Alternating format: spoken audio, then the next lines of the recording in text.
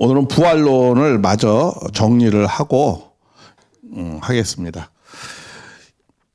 일단 부활론을 하기 전에 우리가 어떤 구조로 되어져 있는가, 그리고 이 존재 세계는 어떤 구조로 되어져 있는가, 그런 내용을 먼저 좀 잘 이해를 하고, 그래서 우리 인간은 육신과 영인체로 이렇게 되어져 있다라고 말씀드렸습니다. 그리고 이 존재 세계는 이 두 세계가 있다라고 말씀을 드렸습니다. 하나는 자연계의 세계가 있고, 육적 세계죠. 육적 세계. 그다음에 이 영적 세계, 영적 세계. 이렇게 이 존재 세계는 두 세계로 되어져 있습니다.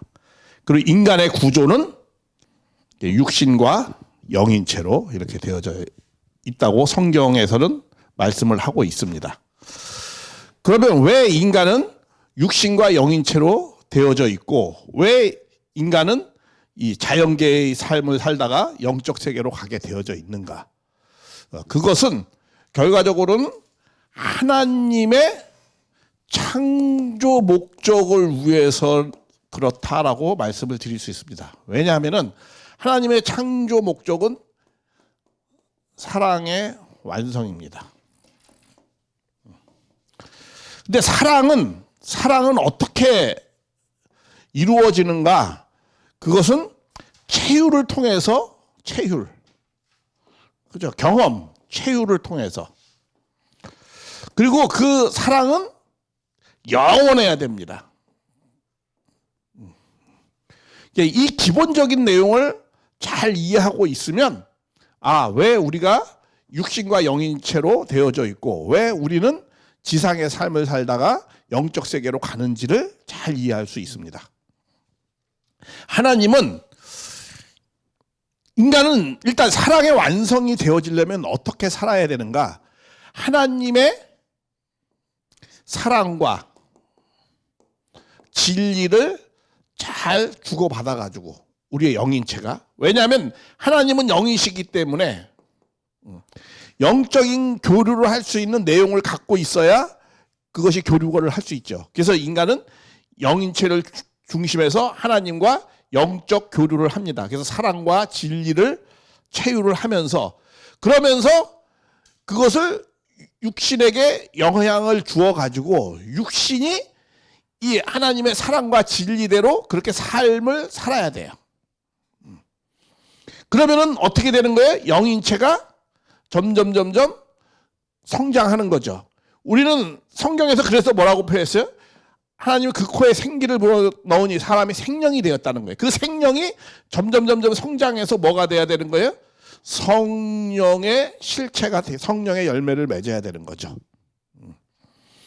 그러기 위해서는 하나님과 사랑과 진리를 체유하고, 그 체유한 것을 육신에게 영향을 주어서, 이 육신은 그럼 또 어떻게 해야 돼요? 육신은 이 양적인 영양소, 빛과 공기, 그 다음에 음적인 영양소, 음식물을 잘 섭취를 해야 되죠. 그걸 하기 위해서 이 육을 움직이는 뭐예요? 육의 생존 번식 작용할 수 있도록 이 육심은 그 육체에게 영향을 또 주어가지고, 그렇게 해서 이 육이 생존할 수 있도록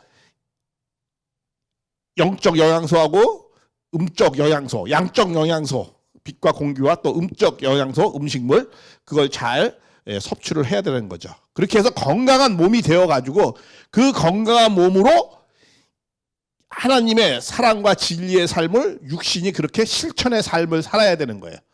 그러면은 이 육신으로부터 생명 요소가 와가지고 인간이, 이 영이 점점 이렇게 살아있는 이 영이 성령의 실체가 되어져 가는 거죠.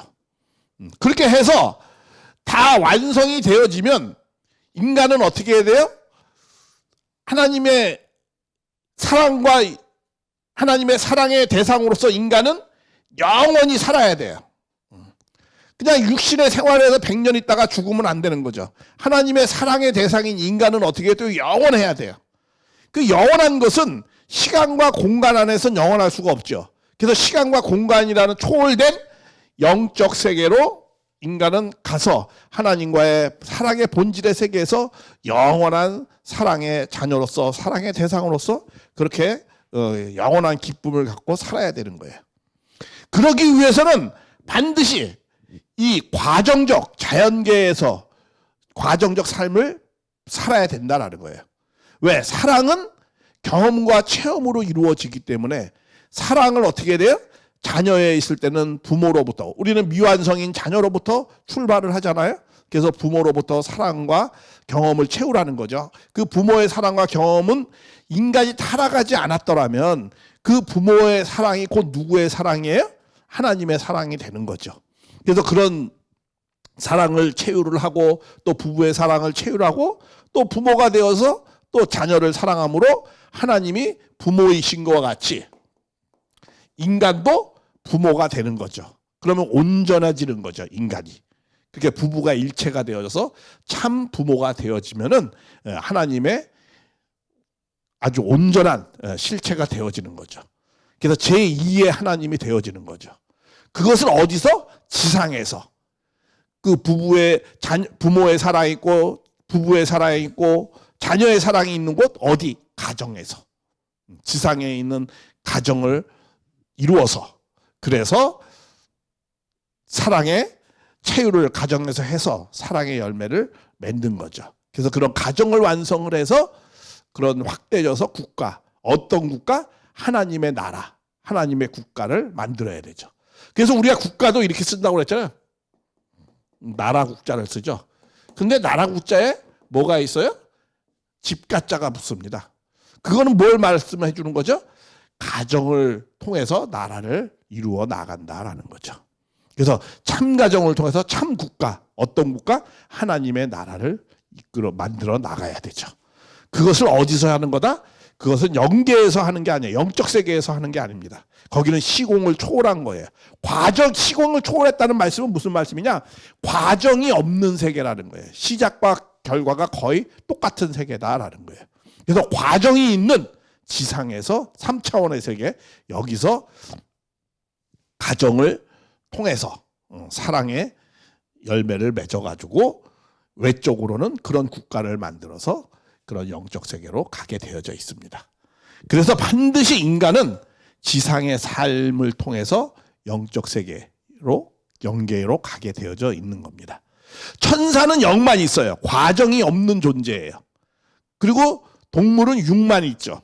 그렇기 때문에 동물은 육의 삶으로 끝나는 거고, 천사는 과정의 삶이 없기 때문에 천사는 그냥 인간을 영적으로 협조하는 존재입니다.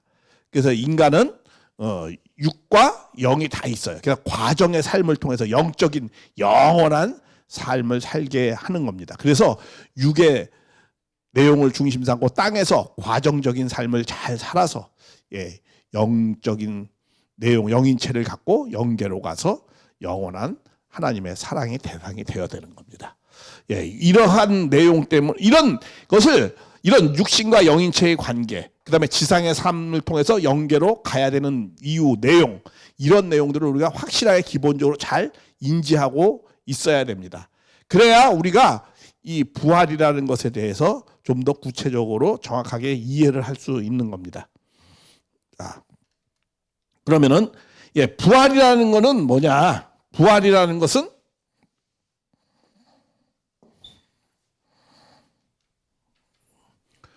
부활. 이건 다시 산다예요. 다시 산다. 그죠? 이 반드시 죽음이 전제되어져 있다라고 말씀했어요. 인간은 다 부활받아야 된대요. 왜 다 부활받아야 되죠? 다 죽었기 때문에. 어떻게 죽었죠, 인간이? 하나님의 말씀을 불신해서 선악과를 따먹어서 인간은 죽었어요. 하나님이 말씀했습니다. 창세기 2장 17절에 너희들은 선악과를 따먹으면 정령 죽으리라. 선악과를 따먹는 날에는, 날이라고 했어요. 날이란 그날을 말하는 겁니다. 그날에는 정령 반드시 즉시 죽는다고 그랬어요. 근데 선악과를 따먹고 그날에 죽었어 안 죽었어요? 반드시 죽었어 안 죽었어? 육적으로 보면은 아무 변화가 일어나지 않았습니다. 그리고 그들은 930살까지 잘 살다 갔어요. 그러면 하나님이 말씀하는 죽음이라는 것은 어떠한 관점에서 말씀했는가라는 것을 잘 알아야, 죽음에 대한 걸 잘 알아야 산다는 것을 잘 이해할 수 있는 거죠. 그러니까 하나님이 죽었다라는 그 말씀의 개념은 하나님과의 관계가 끊어졌다라는 거예요. 아까 조금 전에 말씀을 드렸죠. 인간은 결국은 이 영인체를 완성해야 되는 겁니다. 그렇죠? 영인체를 완성을 해야 되는 거예요. 이 영인체를 완성을 하려면은 반드시 하나님과의 관계를 통해서 사랑과 진리를 잘 체유를 해야 되는 거예요. 근데 하나님이 먹는 날에는 죽는다라는 건 뭐야? 하나님의 관계가 어떻게 된다는 거예요? 끊어진다라는 거예요. 그러니까 영인체의 요소를 받지 못하니까 인간은 어떤 존재가 됐다는 거예요? 육을 중심으로 한 육적인 존재가 됐다는 거예요. 그럼 육이라는 것은 본능적으로 어떤 존재죠? 자기중심적 존재예요. 내가 배고프면은 먹으려고 하는 거잖아요. 육이라는 건 뭐예요? 몸이라고 그랬잖아요. 몸, 그렇죠? 몸, 모으다. 모으니까 자기중심적일 수밖에 없는 거죠. 근데 자기중심적인 육이 자기중심적인 본능을 갖고 있다고 해서 그것이 나쁜 것은 아니라고 말씀을 드렸어요. 하나님이 창조를 했는데 나쁜 것이 어디 있습니까? 그런데 이 육이 잘 건강해가 자기중심적으로 잘 성장을 해서 무엇을 중심 삼고 이것이 주체가 돼가지고 영적인 걸 중심 삼아서 이 육신이 선한 행동을 해서 영인체에게 뭘 줘야 되는 거예요? 생명 요소를 줘야 되는 거예요. 그럼 이 영이 속사람이 기쁘고 참 은혜롭고 그렇거든요. 우리 그런 말씀 하잖아요. 하나님이 은혜를 주신다는 게 무슨 말이냐면은 하나님의 말씀을 듣고 내가 그렇게 생활을 하면은 하나님이 주시는 선물이 뭐예요? 은혜를 주자. 돈 준다는 것이 아니고, 예, 크게 잘 된다, 육적으로 그런 말씀이 아니고, 은혜를 준다라는 거는 뭐예요? 예, 영적인 우리에게 성장을 주신다라는 거예요. 쉽게 얘기하면. 하나님의 은혜를 준다라는 거는. 그래서 내 영인체가 기쁘고, 밝고 그렇게 된다라는 거야. 그래서 그런 내용을, 그러니까 육신이 영인체를 중심 삼고. 근데 영은 항상 어떤 중심이에요? 상대 중심이거든. 이 영의 마음의 속성은 항상 상대 중심이에요.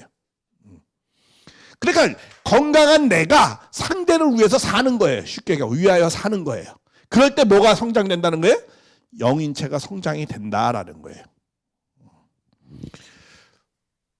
그렇게 해서 예수님이 그래서 뭐라고 했어요? 내가 천국 열쇠를 주리니, 우리가 영적인 세계를 천국이라고 할 때 천국 열쇠를 주리니 네가 무엇이든지 땅에서 매면 하늘에서도 매일 것이요 네가 땅에서 무엇을 풀면 하늘에서도 풀리리라.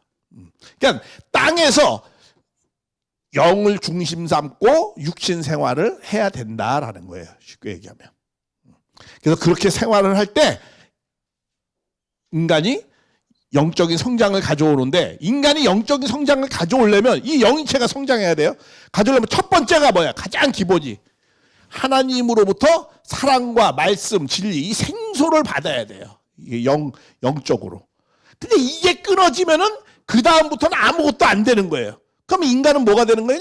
자기중심적인 뭐가 되는 거예요? 짐승과 같은, 육을 중심으로 한 짐승과 같은 그런 삶을 살 수밖에 없는 거죠. 그런 인간은 하나님 안에서 어떻게 됐다는 게 다 죽었다는 거야.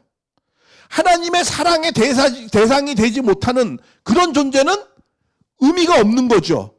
왜냐하면 인간의 육신을 갖고 있는, 영인체와 육신을 갖고 있는 인간의 존재 목적이 뭐예요? 사랑의 열매를 맺어야 되는 것이 인간의 존재 목적이에요. 사랑의 완성을 해야 돼요. 그럴 때 인간이 가치로운 거죠. 그런데 사랑의 완성을 이루지 못하고 그런 인간이라면 하나님이 봤을 때 그거는 뭐야? 있어도 없는 존재나 마찬가지예요. 예를 들면 이것을 통화를 해야 되는데 이 통화가 안 된다. 그러면 있지만 이거는 무가치한 존재예요. 없는 거나 마찬가지죠. 인간이 하나님 앞에 그런 입장 가운데 섰다는 거예요. 인간이 타락함으로 말미암아져서. 타락이라는 게 뭐예요? 떨어질라. 하나님과의 관계가 끊어졌다는 거예요. 그래서 인간은 영인체를 중심으로 한 영인체를 중심으로 한 삶을 살지 않고 이게 끊어짐으로 말면서 육신을 중심 삼은 삶을 살아가게 됐다라는 거죠. 그래서 그런 존재는 의미가 없는 존재예요. 그러니까 우리는 다시 뭘 회복을 해야 되는 거예요? 하나님과의 이 영인체, 하나님과의 이 관계를 다시 회복을 해야 되는 거예요. 그걸 하기 위해서 누가 온 거예요? 그걸 하기 위해서 메시아, 예수님이 온 거예요. 그러니까 하나님의 말씀을 듣지 못하니까 다시 메시아가 뭘 듣게 해주는 거예요? 하나님의 말씀을 듣게 해서 영을 중심으로 한, 진리를 중심으로 한 삶을 살아가게 하려고 하는 거예요. 그런 내용을 정확히 이해를 해야 되는 거죠. 그래서 죽었다라는 것은 하나님과의 영적인 관계가 끊어졌다라는 거예요. 그래서 이 영적인 관계를 예수님이 말씀을 통해서 영적 관계를 회복시켜 준다라고 말씀하는 거예요. 그래서 예수님은 뭐라고 말씀했어요? 내 말을 듣고 나를 믿는 자는 뭐라고 했어요? 사망에서 생명으로 옮겨갔다 이렇게 말씀하는 거예요. 너희가 죽어도 살고 살아서 나를 믿으면 영원히 죽지 않는다. 왜? 내가 하나님이 바라는 목적을 이루는 삶이 되어서 열매를 맺었다면 그거는 육신은 그냥 껍데기를 벗는 것이죠. 애벌레가 그냥 껍데기를 벗고 나비가 되는 거예요. 그러니까 죽음이 아니죠. 그건 아름답게 변화되는 거예요. 그런데 내가 하나님과의 관계를 회복하지 못하고 내가 사랑의 열매를 맺지 못했다면 나는 살아있지만 어떻게 된 게 그거는 죽어 있는 거나 마찬가지야. 그러나 내가 육신이 죽었다 해도 내가 사랑의 열매를 맺었다면 나에게는 죽음은 없는 거예요. 그냥 돌아감만 있고 아름다운 변화만 있는 거예요. 그래서 그런 내용을 이루지 못하고 영계를 갔다 그러면 다시 또 내려와야 돼요. 왜? 반드시 육신을 토로해서 영인체는 성장하는 거니까. 그래서 그런 내용을 말씀을 드렸습니다. 그래서 우리에게는 아담 이후로는 모든 인간은 다 죽었다는 거야. 그래서 우리는 예를 들어서 그러면 이제 이런 거죠. 이제 예수님으로부터 하나님의 말씀을 연결을 해주니까 다시 생명이 시작됐는데 그러면 예수님 이전에 살았던 사람들 구약시대 또 구약의 이전 수십억 그런 사람들 수백억 사람들은 다 어떻게 됐을까? 열매를 맺지 못하고 갔어요. 그런 사람들은. 사랑의 열매를 맺지 못하고 갔잖아요. 그럼 그런 사람들도 다시 어떻게 돼요? 하나님과 관계를 회복해야 돼요. 그러니까 부활에는 다 죽은 거야. 다 죽은 거야. 그러니까 내가 살아있어도 하나님과의 관계를 맺지 못하고 살면은 나는 어떤 존재예요? 죽은 자예요. 그러니까 육신이 살아있는데 죽음의 삶을 사는 사람도 있죠. 그리고 또 영계를 갔지만 하나님과의 관계를 맺지 못하고 영계를 갔기 때문에 영계에 있는 사람들도 그 사람들 다 어떤 사람이야? 영계에 있는 사람들도 다 뭐야? 그런 영계에 있는 사람들도 다 어떤 사람이에요? 죽은 사람이에요. 다 죽은 사람이에요. 그러면 우리는 부활을 하려고 그러면 두 가지의 종류의 사람이 있습니다. 쉽게 하면 죽은 사람이 있고 지금 현재 살아있는 사람이 있잖아요. 그러나 하나님이 봤을 때는 뭐 어떻게 해요? 하나님과 관계를 맺지 못하고 살면 다 죽은 거야. 그러니까는 다시 살려면 어떻게 돼요? 하나님의 말씀을 다시 듣고 그리고 그러한 삶을 살아야 되죠. 그래서 부활에는 다시 산다. 이 부활에는 부활의 조건이 있어요. 조건이 뭐냐면 첫째, 하나님 말씀이 있어야 돼요. 말씀. 그리고 또 뭐가 있어야 돼요? 반드시 과정적 삶이 필요하죠. 그러니까 뭐가 있어야 되는 거야? 육신이 있어야 돼요. 육신의 삶이 있어야 돼요. 그리고 세 번째는 성장 과정이 있어야 돼요. 어떤 게? 크게 보면 뭐예요? 3단계 성장 과정을 통해서 가는 거예요. 그리고 또 시대적인 혜택이 있어야 돼요. 시대적 혜택이라는 게 뭐냐면 온전한 하나님의 말씀이 있어야 되는 그런 시대가 있어야 되는 거거든요. 그러니까 그러니까 신약의 이전, 예수님 태어나기 이전의 사람들은 시대의 혜택을 못 받았어요. 아무리 훌륭한 선지자, 뭐 모세고 뭐 엘리야고 아무리 훌륭한 선지자가 있다 하더라도 그들도 온전한 부활을 받지 못한 입장 가운데 죽은 거예요. 그러니까 그런 구약의 사람들이 시대의 혜택을 못 받은 거죠. 예수님 때문에 시대의 혜택을 받은 거죠. 우리가 과학의 시대적 혜택도 있죠. 예를 들면 옛날에 조선시대의 왕은 부산에 가려면 한 달 이상 걸려요. 근데 우리 지금에 있는 현대인들은 왕이 아니고 정말 뭐 여러 가지 가진 것이 없다 하더라도 권력이 없고 그렇다 하더라도 마음만 먹으면 1시간이면 갈 수 있어요. 왜? 비행기로 가면 되니까. 그게 시대적 혜택이잖아요. 마찬가지로 그때 당시에 아무리 신앙을 잘했다 해도 구약의 시대에 아무리 신앙을 잘했다 하더라도 그들은 예수를 못 만났기 때문에 하나님의 온전한 말씀을 못 들었기 때문에 그들은 부활을 받을 수가 없었어요. 엘리야나 모세도 다 부활을 받아야 될 사람이야. 아담 이후에는 다 죽었다고 했어요. 온전한 하나님의 말씀의 관계가 듣지 못하고 살았기 때문에. 그런 사람들 다시 살아야 돼요. 살으려면 다시 부활하려면 어떻게 시대적 혜택이 있어야 되는 거예요. 그리고 3단계 이렇게 성장 과정이 있어야 되는 거고. 그리고 또 뭐가 있어요? 육신이 있어야 되는 거야. 그러니까 육신이 있는 사람한테 어떻게 돼요? 협조해야 되는 거야. 육신이 어떻게 선한 하나님의 말씀대로 선한 공적을 쌓아야 되잖아요. 그러니까 육신이 있는 사람에게 협조를 해가지고 그 육신이 있는 사람이 선하게 잘 삶으로 말미암아서 나도 그러한 조건을 세운 내용이 갖춰야 되는 거예요. 근데 이게 자기 몸이 없을 때 자기 몸 갖고도 쉽지 않은데 자기 몸이 아닌 몸을 갖고 하려니까 이게 쉽지 않죠. 그러니까 뭐 어떤 거예요? 육신이 있을 때 잘해야 되는 거예요. 그리고 정말 메시아를 우리가 만나는 거는 엄청난 축복이에요. 행운이에요. 그래서 왜? 시대적 혜택을 받는 거니까. 그리고 반드시 육신이 있어야 되고 하나님의 말씀이 있어야 돼. 이런 4가지의 조건이 있어야 우리가 부활이 되는 거예요. 그래서 죽은 사람들의 부활, 이거는 죽은 사람들의 부활은 어떤 부활이에요? 이거는 재림 부활이라고 그래요. 왜 재림 부활이냐? 영계에 간 사람들이 다시 재림을 해야 돼요. 누구에게 재림을 해요? 육신을 갖고 있는 사람한테 재림을 해서 뭐 이 안에 이렇게 들어간다라는 것이 아니고 이 안에 들어가는 존재도 있어요. 악령들은. 그렇죠? 그러나 선한 영들은 들어가지 않고 재림을 해서 옆에서 협조하는 거예요. 그러니까 여기 지금 여기 미치신 분들이 없잖아요. 그러니까 여기는 영이 들어온 사람들은 없어요. 자기 영만 딱 갖고 있어요.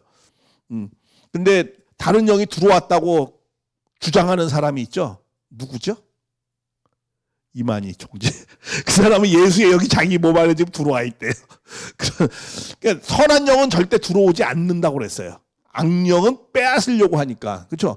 자기 육신이 굉장히 좋은 거니까 막 들어오려고 하는 거야. 자기가 살아있을 때 잘 못했으니까 죽어보니까 이거 아니네. 이거 잘 살았어야 되는 거네. 그러니까 남의 몸에 막 들어가려고 그래. 그러니까 만만한 사람한테 들어가려고 하죠. 근데 자기 신념이 강하고 자기의 삶이 분명하고 그런 사람들한테는 못 들어가요. 그러니까 좀 나약한 사람, 뭐 충격받은 사람. 조금 다릅니다. 그건 나중에 또 그건 나중에 또 말씀을 드리겠습니다. 지금 녹화를 하고 있으니까 그건 개인적으로 말씀드리겠습니다.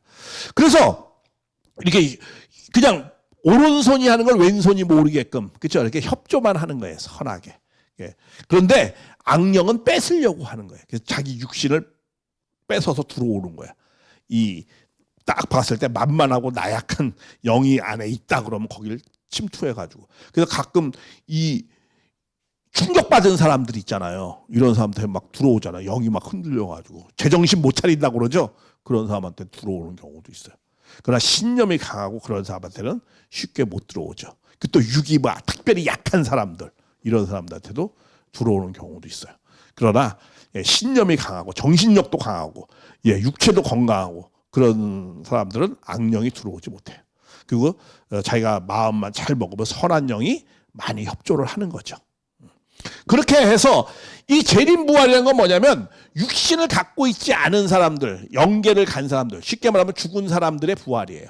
그런 사람들은 재림을 해가지고 육신이 필요하니까 육신이 있는 사람한테 하나님의 말씀을 잘 듣고 같이 들으면서 육신 있는 사람을 협조해가지고 그래서 자기의 영인체를 이렇게 성장시켜요. 영인체를 성장시켜서 그런 시대적 혜택과 더불어서 그렇게 해서 완성하는 겁니다.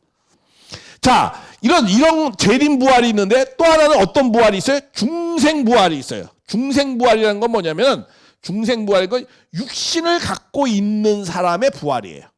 육신이 있지만은 하나님의 말씀을 듣지 못하고 영적 삶을 살아가지 못한 것은 그건 죽은 사람입니다. 영을 중심 삼고 살지 않은 사람은 죽은 사람이에요. 그러니까 여기 어르신들은 내가 죽은 사람인 거예요? 산 사람인 거예요?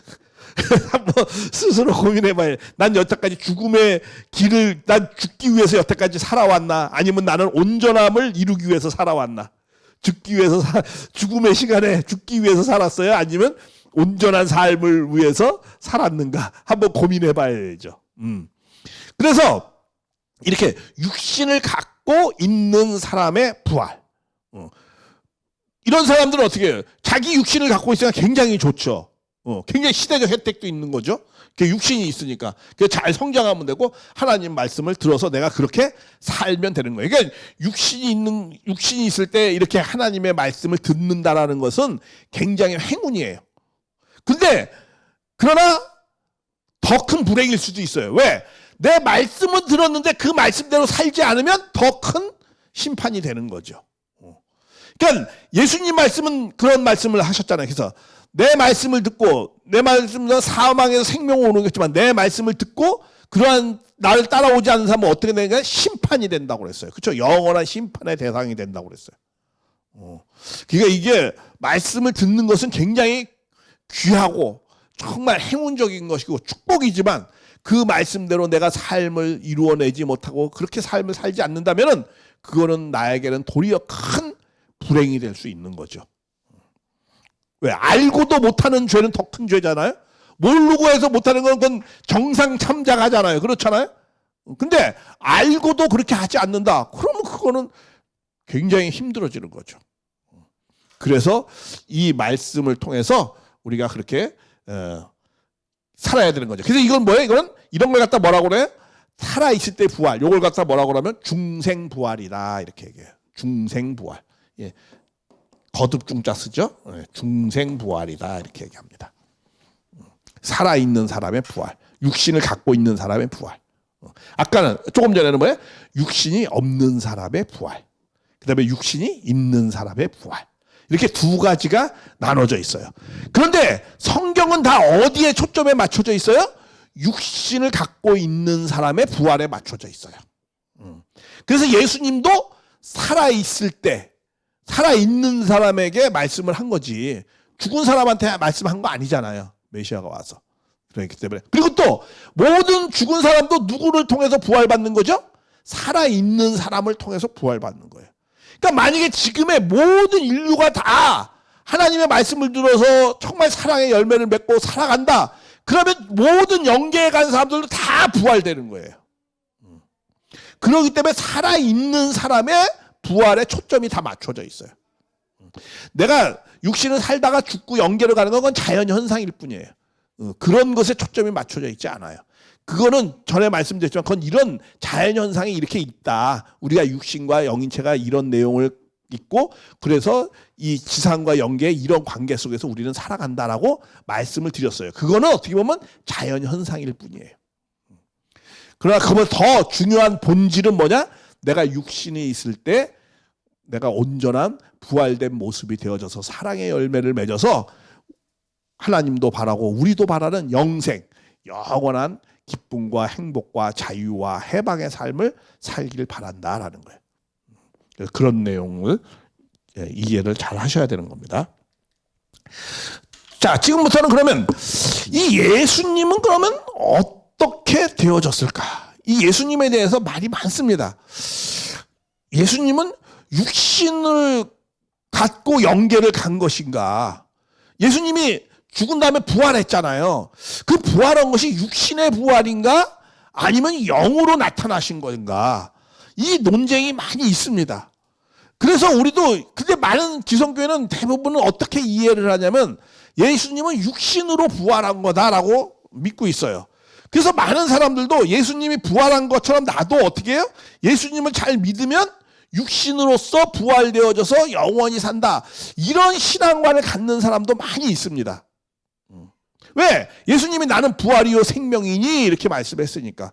예수님이 부활한 것처럼 육신으로 부활한 것처럼 나도 육신으로 부활할 것이다. 그래가지고 어떤 기성교인들 신앙하는 사람들은 죽은 다음에 그 무덤에다가 돌을 이렇게 얹잖아요. 근데 거기다 구멍을 하나 뚫죠. 왜? 골로 이렇게 싹 예수님이 다시 재림하실 때 자기도 그렇게 다시 이렇게 부활돼서 육신으로 다시 이렇게 부활된다. 이렇게 말씀을 하는 거예요.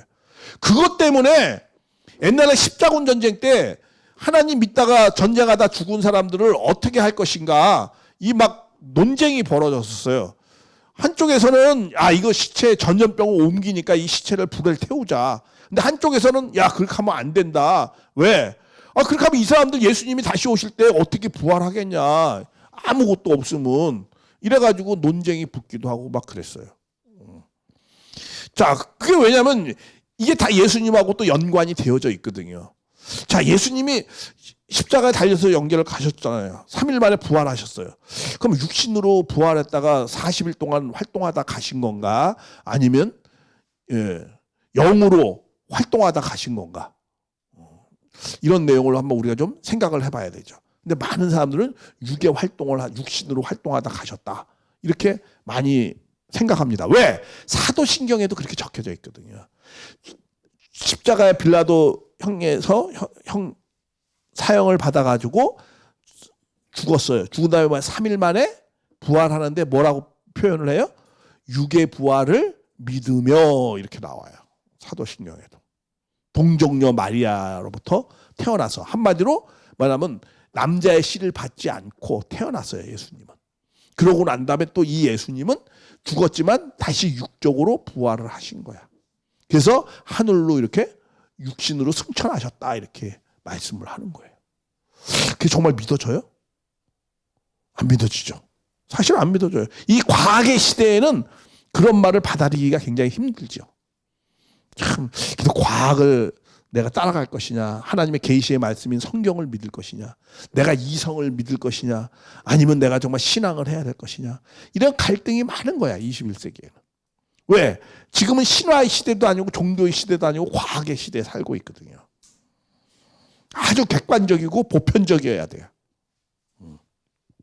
그런 시대 속에서 정말 예수님은 우리가 어떻게 설명을 해야 되는가, 예수님의 삶과 죽음에 대해서 어떻게 설명해야 되는가. 왜? 그게 지금의 신앙하는 사람에게도 우리하고도 연관되어져 있거든. 근데 성경을 또 잘 보면은 왜 논쟁이 붙겠어요? 그런 두 가지의 내용들이 다 있어요. 또 보면은. 그러니까 성경이 이게 헷갈리는 거야.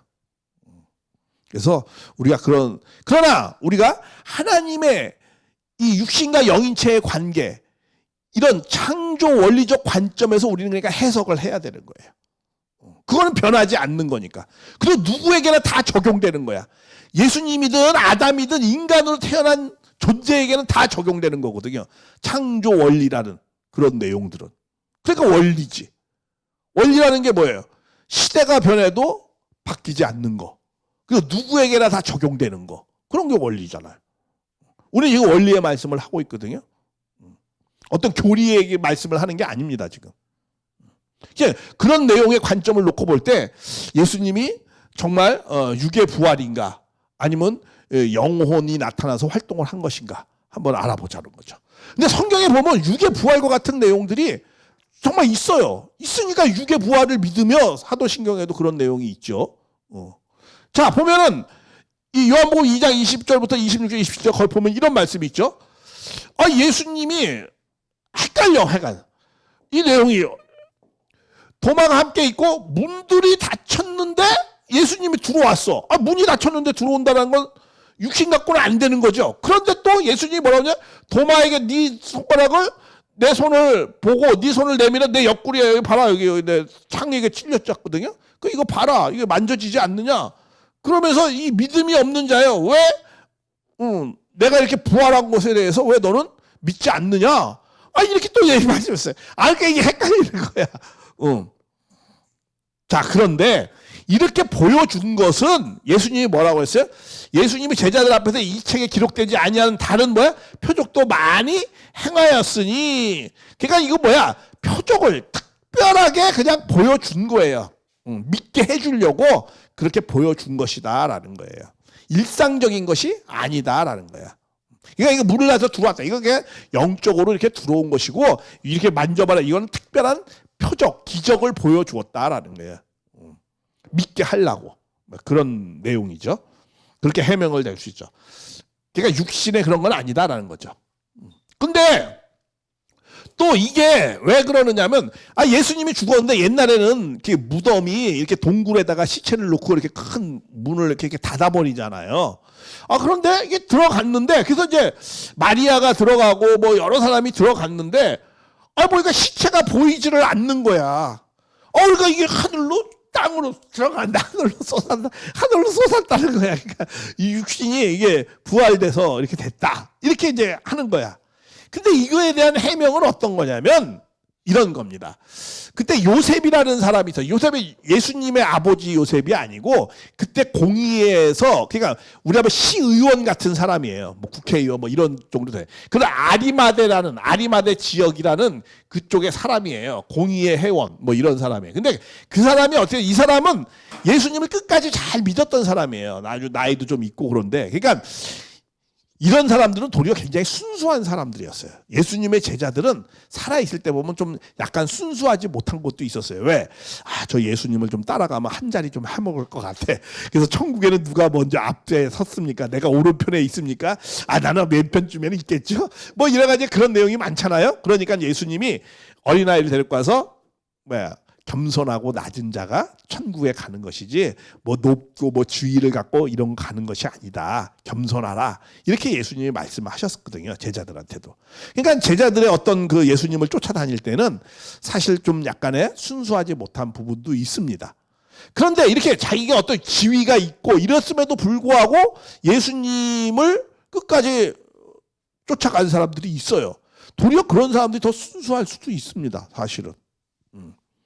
아주 적극적으로 자기의 생을 다 뒤로하고 하지는 않았지만은 정말 그런 사람들이 있어요. 특히 예수님의 따라다니는 여자들은 정말 순수했어요. 그러니까 예수님이 부활하고 나타남에도 누구에게 먼저 나타나요? 제자들한테 나타나지 않았어요.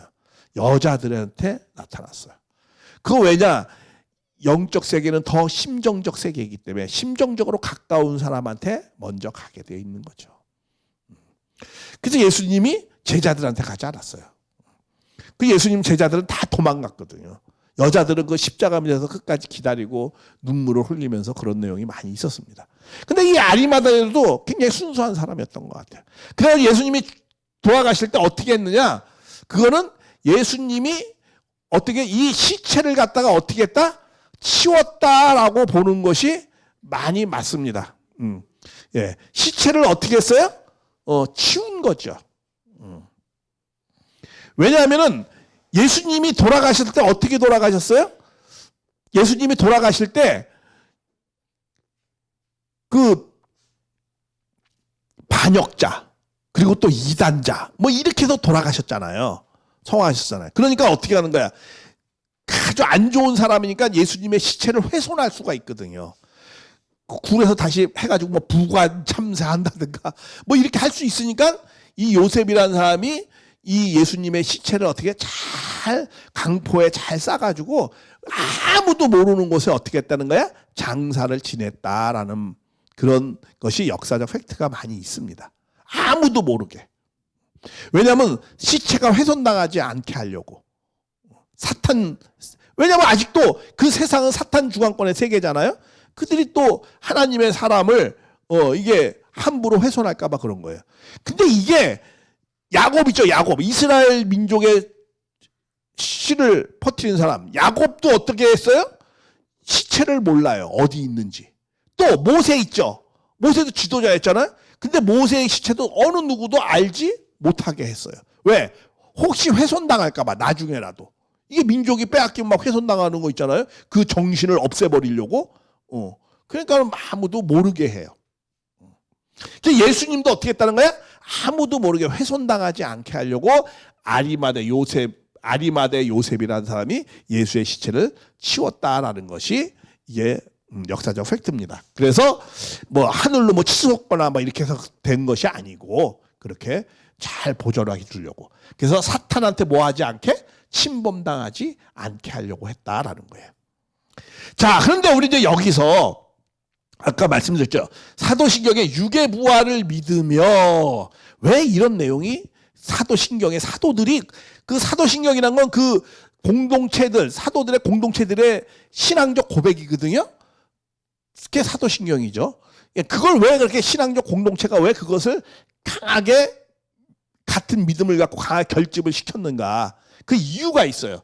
왜냐하면 그때 당시에 예수님이 성화하시고 난 다음에 한 50년이 지난 다음엔 어떠한 사람들이 많이 퍼지게 됐느냐면 예수 믿는 사람들 중에서 영지주의자들이 많이 있었어요.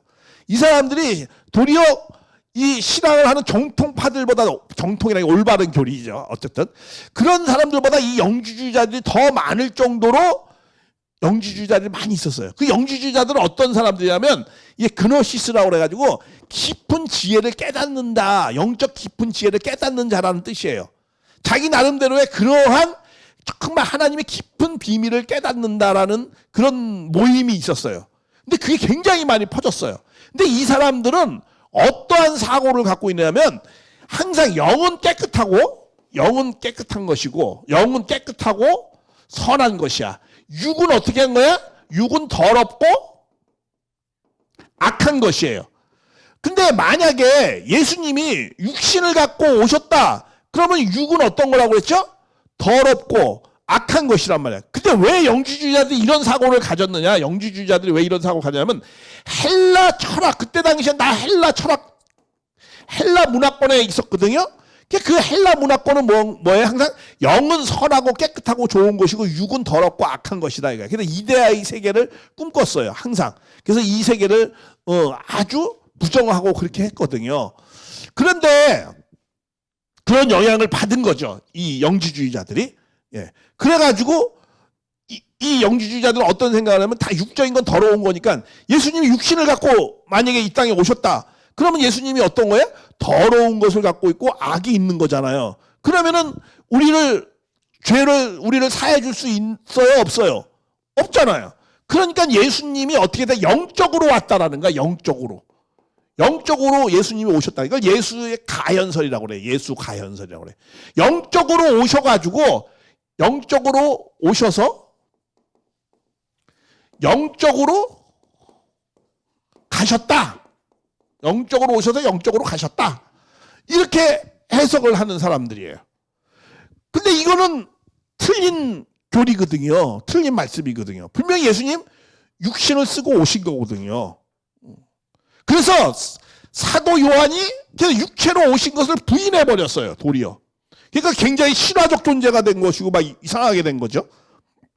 그러니까 사도 요한이 요한일서 4장 2절에 사도 요한은 예수님의 직접 제자이면서 사촌 동생이거든요. 예수님 마리아 엄마가 다 있고 육신으로 태어난 거 다 알고 있거든요. 육신 생활한 거 다 알고 있거든요. 그러니까 사도 요한은 자연사했잖아요. 저번에 말씀드렸죠. 거의 90살 이상까지 오래 살았어요. 모든 제자들은 다 일찍 죽었는데 정상적으로 살다 간 제자들이 없지만 사도 요한은 자연사를 했어요. 그러니까 예수님의 탄생과 이런 걸 다 알고 있어요. 근데 예수님이 영적으로 왔다고 그러니까 이거 말이 옳아 틀려. 틀린 말 아니에요. 그러니까 사도 요한이 뭐라고 했어요? 하나님의 영은 이것으로 알지니, 예수께서 뭐라고 했어요? 육체로 오신 것을 시인하는 영마다 다 하나님 영에 속한 거라는 거야. 그러니까 예수님이 영으로 왔다가 영으로 오셨다라는 거, 육신을 쓰고 오지 않았다는 거, 이거는 하나님의 영에 속한 것이 아니라는 거야. 한마디로 진리가 아니다. 이렇게 말씀을 하는 거예요. 거짓된 말이다. 이렇게 말씀하는 겁니다. 그리고 더 강하게 요한이서 1장 7절에 뭐라고 했어요? 미혹하는 자가 세상에 많이 나왔어요. 영지주의자들 많이 퍼졌으니까. 그러면서 뭐라고 했어요? 이는 육체로 임하신 것을, 육신을 쓰고 온 것을 부인하는 자, 미혹하는 자, 그런 사람은 미혹한다는 거야. 그리고 그런 사람들은 어떤 사람들이다? 적그리스도다라고 말씀을 했어요. 그 정도까지 강하게 말씀을 했습니다. 그러니까 그 사도들도 그 사도 요한의 말을 잘 받아들였기 때문에 이 육을 갖고 오는 것. 그러니까 어떻게 사도신경은 더 강하게 얘기했어요. 육신으로 왔고 또 어떻게 했다는 거야? 육체로 어떻게 했다는 거야? 부활을 했다. 이렇게 강조한 거예요. 어떻게 보면 이건 사도들이 강조한 거야. 강조. 육으로 왔다. 육으로 부활했다 이거야. 그 육신적인 것을 강조하다 보니까 그렇게 되어진 거죠.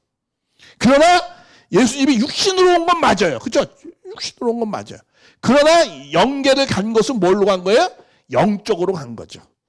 그러니까는 이 영주주의자들은 반은 맞고 반은 틀려요.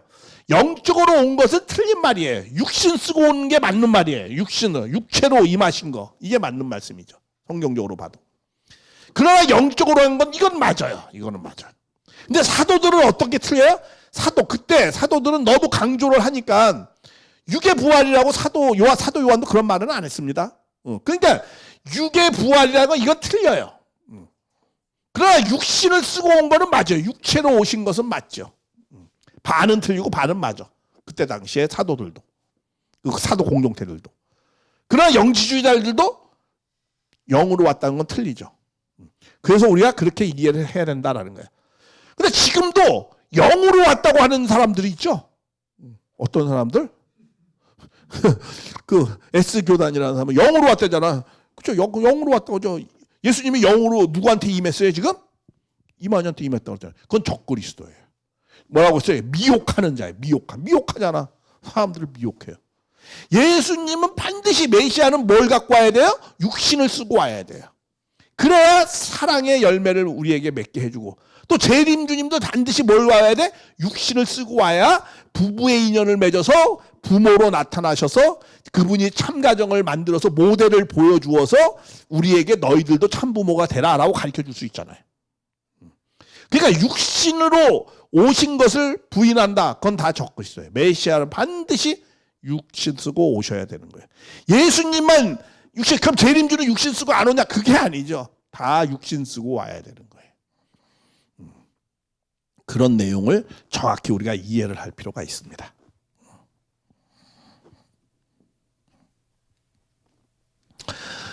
그래서 예수님은 영적으로 왔다는 성구를 명확하게 얘기하는 데가 여러 군데 있습니다. 뭐라고 말씀해요? 베드로 사도도 뭐라 했어요? 베드로 사도 3장 18절에 육체로 죽임을 당하시고 뭘로 살리심을 받았다? 영으로 살리심을 받았다. 이렇게 죄를 단번에 죽구사 이렇게 되어졌다라는 거죠. 자, 그다음에 또 예수님도 살리는 거, 영이 중요한 것이 육은 무익하니라. 내가 너희를 말이 영이요 생명이다. 또 무덤들이 열려가 예수님이 성화하신 다음에 영적으로 보니까 무덤에 자돈 성도들이 많이 들어가서 예수님이 부활한 다음에 그들이 무덤에서 나와가지고 거룩한 성이라는 건 뭐 예루살렘에 갔다는 거야. 예루살렘으로 많이 들어가는 것이 많은 사람에게 보였다라는 거야. 그러면 이게 그러면 실제로 육적인 겁니까? 이게 다 영적인 현상을 이렇게 표현한 거죠. 만약에 부활하고 난 다음에 어떻게 해야 되는 거죠? 우리가 기독교인이 부활하고 또 죽는 게 아니에요. 부활하고 난 다음에 어떻게 해야 되는 거죠? 영생하는 거예요. 영생. 그렇죠? 영생하는 겁니다. 영원히 살아야 되는 거야. 그럼 부활한 다음에 예루살렘에 다 들어간 게 봤으면 예수님도 지금 그러면 육신을 갖고 모습이 있어야 될 거 아니야. 그리고 그때 당시에 죽은 사람들이 예루살렘 성에 간 사람들이 많은 사람들이 살아 있어야 될 거 아니야. 그렇잖아요. 살아 있어야 될 거야. 근데 그런 사람이 있습니까? 없습니까? 한 사람도 없어요. 그런 사람 한 사람만 있어도 우리 전도할 필요도 없어요. 그 보기만 하면 다 되니까. 영생 받는다는 거. 그러니까 이건 그냥 영적인 현상을 말씀한 것이다라는 거죠. 그래서 예수님이 또 이 제자들에게 나타났어요. 어떤 제자들은 이게 엠마오로 가는 두 제자예요. 엠마오로 가는 제자들은 예수님이 나타났는데도 예수님 알지 못했어요. 왜? 그리고 그러다가 예수님이 나중에 좀 알았어. 그러니까 갑자기 또 사라졌어. 이거는 뭐예요? 예수님이 영적으로 나타났기 때문에 그렇게 나타나는 현상들이죠. 그래서 이 갑자기 사라지고 이거 시간과 공간과 제한을 여기를 받는 거기 때문에 그냥 갑자기 사라지고 뭐 하는 거 이거 시간과 공간을 어떻게 돼요? 초월하니까 갑자기 사라지기도 하고 나타나기도 하고 그렇죠. 이게 영으로 되어진 것이다 이거야. 그러니까 그래서 이런 내용들을 좀 이해를 할 필요가 있습니다.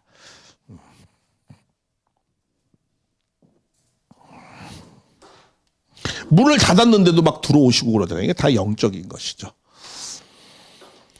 그래서 왜냐하면은 우리들은 예수님도 마찬가지예요. 인간이라는 것으로 태어났다면은 우리는 뭐가 있어요? 흙에 속한 자의 형상도 있고 또 뭐가 있어요? 하늘에 속한 것의 형상을 갖고 있는 거죠. 그래서 흙에 속한 것은 땅으로 가는 것이고 하늘에 속한 것은 어디로 가는 거예요? 영적 세계로 가는 거죠. 예수님도 마찬가지죠. 누구에나 다 거기에 해당되는 거죠. 만약에 예수님이 죽는 것이 아니라고 한다면, 예수님이 다시 육신으로 부활한다고 한다면은 그 예수님하고 우리하고 무슨 관계가 있습니까? 그렇잖아. 그럼 예수님은 죽을 때도 고민할 필요도 없는 거 아니야? 사실은 어떻게 보면. 뭐 다시 또 살아 육신 갖고 또 다시 나타나는 건데 뭐 죽는 걸 뭐 고민을 합니까? 그렇잖아요. 그러나 한 번 육신이 죽으면 그건 다시 살아나지 못하겠고, 그래서 영계로 가니까. 근데 육신이 없을 때 예수님도 부부의 이상과 부모의 이상을 이루어야 되는데 그것이 남겨지니까 아쉬움이 많았거든요. 왜? 당신이 그걸 이 땅에서 그런 걸 못하면 많은 제자들도 그걸 못하니까.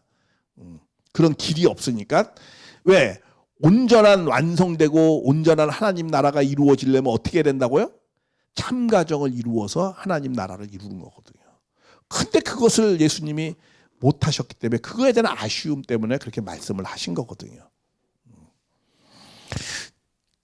자, 그래서 예수님이 만약 육신으로 다시 온다고 그러면 그런 걱정을 할 필요가 없죠.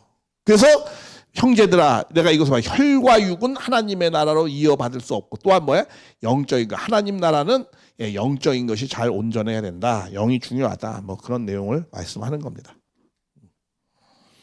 근데 그래서 이 복음서에는요, 4개의 복음서가 부활에 대한 내용이 다 나와 있거든요. 근데 그 부활에 대한 내용이, 예수님 부활에 대한 내용이 사건의 현장이 전부 다 틀려요. 그건 뭘 말씀을 드려주는 거냐면, 예수님의 육신이 부활했다, 뭐 이런 뭐 무덤이 막 열려, 이런 것에 크게 중요하게 생각하지 않았다라는 것을 우리는 알려줄 수 있는 겁니다. 왜냐하면 사복음서의 부활의 사건 내용이 다 달라요. 볼까요? 자, 안식일에 첫날에 미명일에, 여기서는 뭐라고 말씀하냐면, 한 곳에 다 있으면 더 좋았어야 되는데 막 비교할 수 있었는데, 막달라 마리아와 다른 마리아, 이 2명이 있었어요. 2명. 그렇죠? 막달라 마리아. 그리고 돌이 굴러 내려갔어요. 뭐 이렇게 표현되어 있습니다. 그리고 천사가 있었다. 이제 이렇게 있는데, 요 다음에는 또 어떤 식으로, 이게 이제 부활의 현상의 내용이에요. 다음에 또 여기는 또 뭐라고 또 표현했냐면, 아까는 그 2 사람인데 여기서는 뭐야? 막달라 마리아하고 또 야고보의 어머니하고 또 마리아하고 3명이 있어요. 3명. 3명이 있습니다. 그리고 뭐야? 이 무덤에서 무덤에 굴러 주리오 하더니, 그때는 무덤이 열려 있는 것 같이 보였는데 여기서는 뭐 열려 있지도 않았어요. 또 그래가지고 무덤이 열려주는 내용이 있고, 또 여기 신옷 입은 한 청년이 앉아 있다고 그러죠. 근데 또 누가복음에 보면은 뭐야? 어떻게 나오냐면, 2 사람이 곁에 있대요. 찰나는 옷이 보다 2 사람. 아까는 한 청년이 있다고 그랬고, 천사가 1명인데 여긴 저 천사가 2이에요. 그리고 뭐야? 돌의 무덤에서 굴려 옮기는 것을 보고, 옮기고 있어요. 여기서는. 아까는 또 옮겨져 있는 상태였는데. 그러니까 이 사건의 내용들이 다 다른 거예요. 부활의 사건이 다 다르잖아. 쓴 사람마다 다 달라. 성경이 뭐 1.1획도 틀림이 없어야 되잖아. 근데 다 달라요. 부활에는 특히. 또 여기서도 마찬가지고. 여기서 또 달라요. 여기는 또 뭐 제자들도 뭐야? 베드로와 그 제자들이 나가서 무덤으로 갈 때, 시몬 베드로 가보니 뭐 세마포에 놓여 있고, 뭐 베드로도 가 있는 게 나오고, 막 베드로 얘기도 막 나옵니다. 또 여기서 무덤들이 뭐 가져다가 어디에 두었다 못하겠어요. 뭐 이런, 그러니까 부활의 사건이 다 달라요. 그거는 이 무덤 가서 육신이 부활했느냐 안 했느냐 이런 사건이 중요한 것이 아니었다라는 거야. 그래서 예수님은 육신의 부활을 이렇게 강조해서 말씀하려고 하는 것이 아니었다라는 거예요. 만약에 이것이 성경의 1.1획도 틀리지 말아야 되는데 이게 그렇게 중요하게 생각했다면 다 똑같아야 될 거 아니에요. 근데 다 달라요. 그냥 거기에 그 육신이 무덤에서 있고 없고 거기에 초점에 맞춰 있지 않다라는 것을 우리는 생각할 수 있다라는 거죠. 그래서 우리가 진정한 예수님의 부활 뭐 이런 내용을 하려면은 우리가 성경을 통해서 우리는 믿음으로 성경은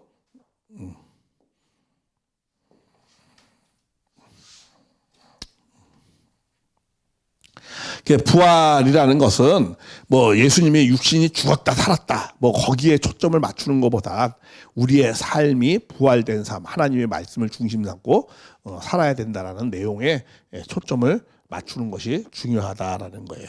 그래서 내가 그리스도와 함께 십자가에 못 박혔나니 바울의 말씀입니다. 예수님이 지금 십자가에 못 박힌 건 아니죠. 근데 자기가 십자가에 못 박혔잖아요. 그리스도와 함께. 이거는 뭐냐면 자기는 육신을 중심 삼은 이러한 삶이 아니다라는 거야. 이제 내가 사는 것은 내 안에 있는 그리스도가 사신 것이다. 그리스도라는 건 뭐야? 그리스도의 삶을 내가 이어간다는 거예요. 그래서 육체 가운데 사는 것은 나를 사랑하사 나를 위하여 버리신 하나님의 믿음 안에서 사는 것이다라는 거예요. 이런 것들이 내가 육신을 중심 삼고 이런 삶을 살아가는 것이 아니고 예수의 삶을 뒤이어서 내가 믿음의 삶을 살아갈 때 그것이 진정한 부활된 삶이요 이후의 영생의 삶이다라는 거예요. 그런 내용이 본질이다라는 거죠. 그래서 과거에 내가 육을 중심 삼은 사람은 나는 죽는다는 거예요. 그리고 이제는 뭐야? 내가 십자가의 정신으로 믿음 안에서 영을 중심 삼고 살아갈 때 이것이 진정한 부활의 삶이고 영생의 삶이다라고 우리는 이해를 해야 되는 겁니다. 그래서 이런 내용을 중심 삼고 우리가 그 부활이라는 건 어떠한 의미인가? 성경에서 말씀해 주려는 부활의 의미라는 것은 이렇게 육신을 중심 삼은 삶이 아니고 영을 중심 삼은 그런 삶을 그래서 육신을 중심 삼은 삶이 아니고 영을 중심 삼은 삶을 우리가 살아야 된다는 거죠. 그것이 성경에서 말하는 부활의 초점이다라는 거죠. 육신을 갖고 살지만 내가 타락은 뭐예요? 타락은 육신을 중심 삼고 사는 거잖아요. 하나님의 영이 관계에 끊어졌으니까. 그러니까 부활이라는 건 뭐예요? 반대로. 다시 산다는 건 뭐예요? 영을 중심 삼고 내가 육신을 갖지만 그렇게 사는 것이 그게 부활이지 육이 죽었다 살았다 뭐 예수님이 육신이 죽었다 살았다 그런 데 초점이 맞춰 있지 않다라는 거예요. 그리고 우리가 육신이 죽고 영계로 가는 건 그냥 자연현상이에요. 그런 내용을 우리가 좀 잘 깨달아야 되겠다라는 거예요. 그래서 진정한 죽음이라는 것이 무엇이고 산다는 것이 무엇인지 성경에서도 그렇게 육신이 죽었다가 육신이 산다 이런 초점에 맞춰 있지 않다라는 거 그런 내용들을 잘 이해를 하라고 이렇게 죽음과 삶, 부활에 대해서 말씀을 드린 겁니다. 여기까지입니다. 감사합니다.